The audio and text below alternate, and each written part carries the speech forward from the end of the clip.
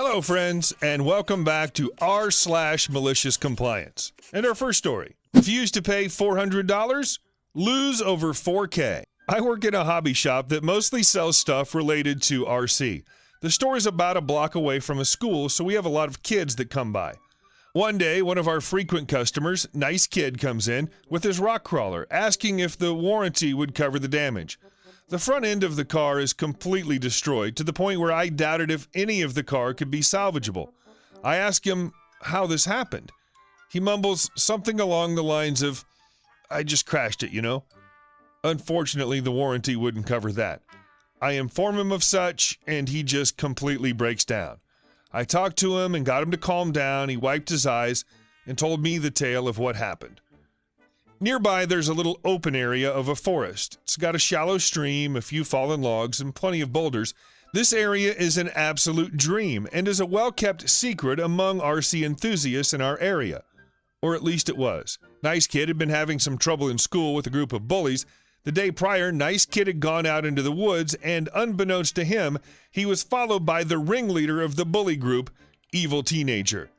Nice Kid was minding his own business when Evil Teenager came running into the clearing and smashed the car a few times with a baseball bat.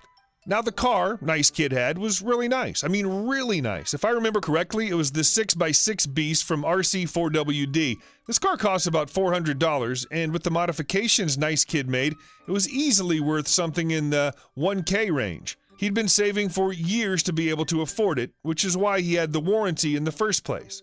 I told Nice Kid to wait there, and I went to talk with my boss. My boss had been into the hobby since he was about 10 and completely understood Nice Kid's situation, but we couldn't cover the cost alone. I then had a bright idea. What if we contacted Evil Teenager's parents? We could get them to cover half, and we could cover the rest. Evil Teenager came in sometimes to buy spray paint and had tried to steal a few times, so we had his parents' phone number on file. I called him up and explained to his parents what had happened. She was completely understanding and said she would bring Evil Teenager over to discuss later this afternoon. They arrive shortly after, and I bring them into the back where I have my manager and Nice Kid sitting at a table. I explain the situation, and the ensuing conversation goes something like this. Me: "I'm sorry to have to bring you into this, ma'am, but your son damaged Nice Kid's car pretty badly, and we need you to cover some of the cost." Teenager's mom: "I completely understand. I'm sure Evil Teenager didn't mean to do that, but I'm willing to help reimburse the cost." I ignored the comment about Evil Teenager and continued. Me: "So I've got the receipts for Nice Kid's purchases of the parts damages, and we need you to cover about $400 worth of parts. Does that sound reasonable?" Evil Teenager: "I didn't damage it that bad." Teenager's mom: "That's impossible. I can get an RC car like that at Walmart for $50. Boss: "Yes, but this sort of thing is much higher quality, and we have grounds to ask you for the full price of the vehicle. We're being extremely generous by only asking for $400. We have proof of the cost if you like." Teenager's mom: "I'm not paying that. Take $20 and I'm leaving." Boss: "Ma'am, we can take this to small claims court if need be." Teenager's mom: "Well, now I'm not paying anything. Just replace it and I'll be on my way."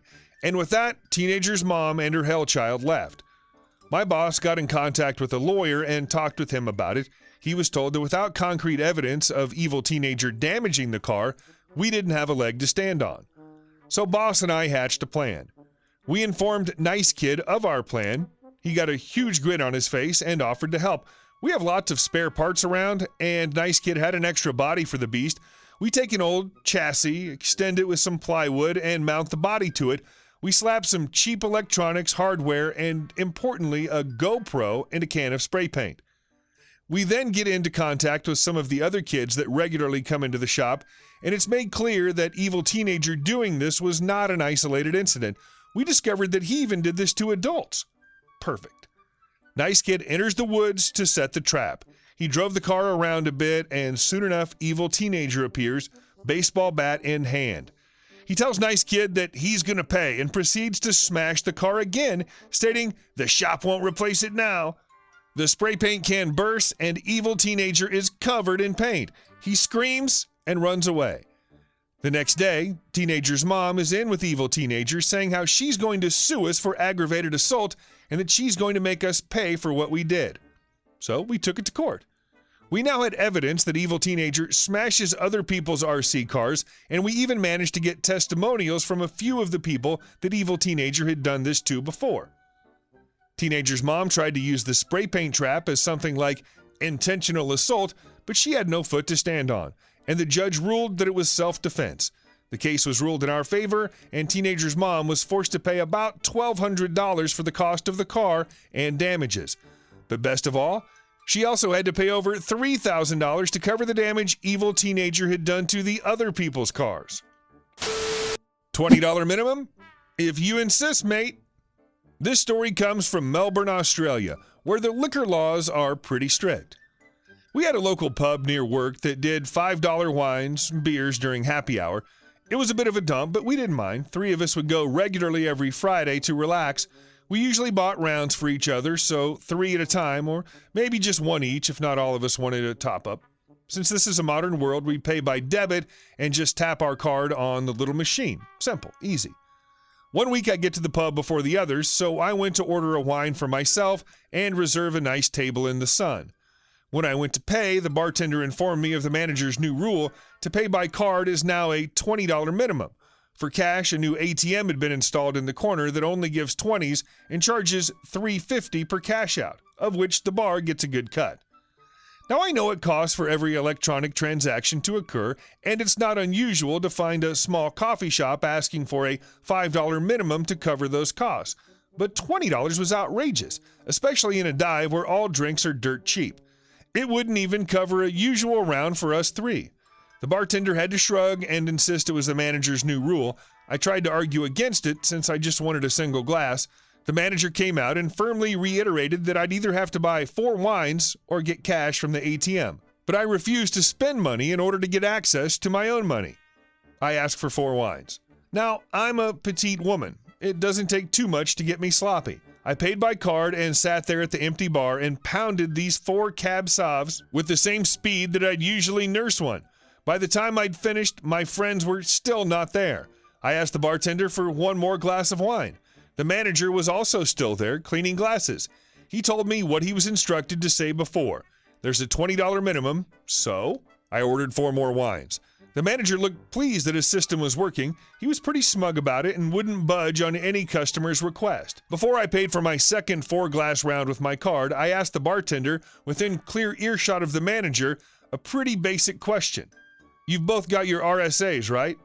All bartenders and bar owners are required to possess a responsible serving of alcohol license obtained through the state's Commission for Gambling and Liquor. It's a heavily regulated industry and pretty strictly enforced license.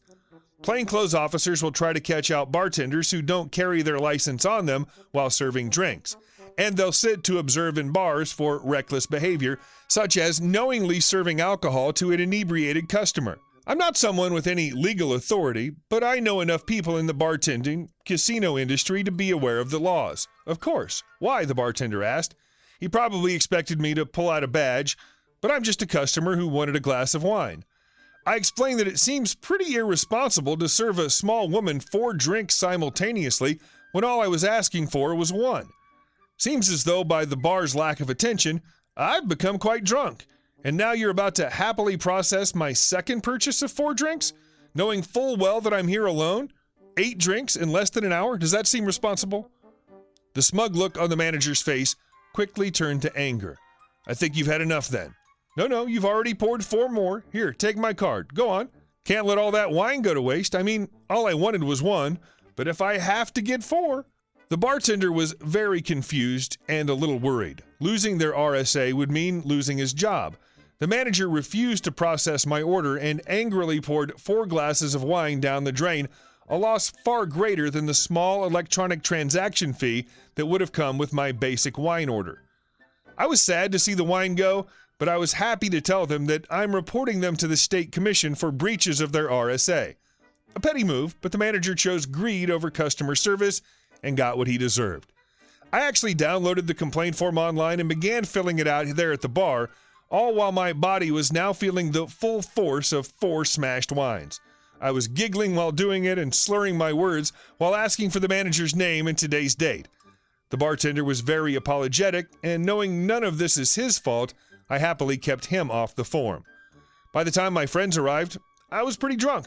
After telling my story, we decided to go somewhere else, and we definitely never went back. I don't know what came of the complaint exactly, likely a big fine, but the place shut down about 6 weeks later and became a brunch cafe. Seems like they lost all their regulars to a $20 minimum rule.